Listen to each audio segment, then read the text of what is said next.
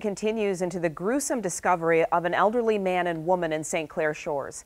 The 82-year-old woman was found late yesterday inside their home on 12 Mile, and her husband found floating in Lake St. Clair just down the street. We saw that recovery from Chopper 7, and while it appears to be a murder-suicide, 7 investigator Jim Kurtzner tells us it could also involve another family member. People who knew this couple, both of them gone, came to their house to pay respects. Take a look right next to the front door, taped to the mailbox, an envelope labeled, "Grieving Patterson family." Low blood pressure, so they took him to the hospital because he was talking funny. That was on Wednesday. Then yesterday afternoon, they pulled the body of 92-year-old Norman Patterson out of Lake St. Clair. They traced his vehicle parked nearby to his house.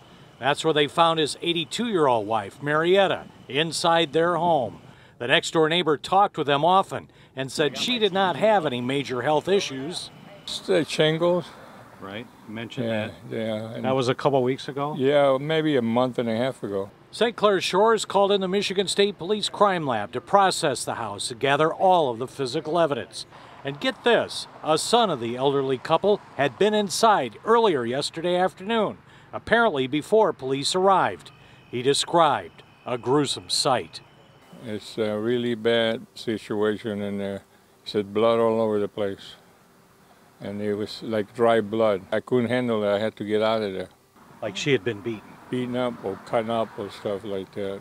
What is not clear is if that son had been taken into custody or taken in for an interview with investigators away from the emotional scene of the house. Is this more than the original theory of a murder-suicide? According to this next-door neighbor, they came back for the son's car. Maybe about 2.5, 3 hours later, they towed his car away. St. Clair Shores Police not commenting on the status of this investigation. They tell us they won't have an update until Monday. In St. Clair Shores, Jim Kurtzner, 7 Action News. All right, Jim, thank you.